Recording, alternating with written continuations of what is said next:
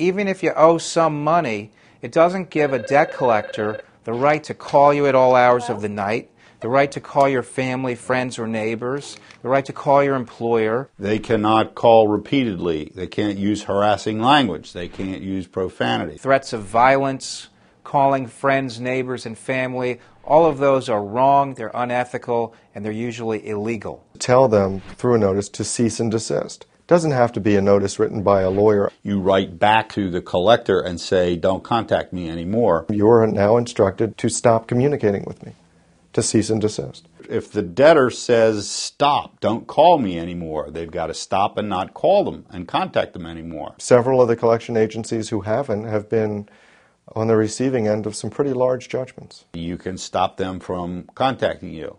Now, if you do that and you don't contact the creditor yourself, the creditor is likely to take additional steps to try and collect by suing you or what have you. But that's separate from getting harassed by a debt collector. The Federal Fair Debt Collection Practices Act regulates what conduct is legal and acceptable in collecting a debt versus what is illegal and unacceptable. They are obligated by law to obey that.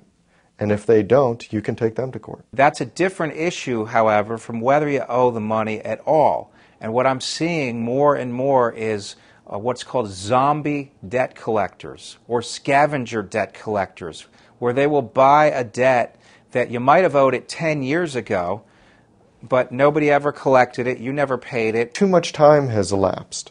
And if the statute of limitations is run, which is really the expiration date by which somebody either has to pursue the claim or write it off. And it is now no longer collectible.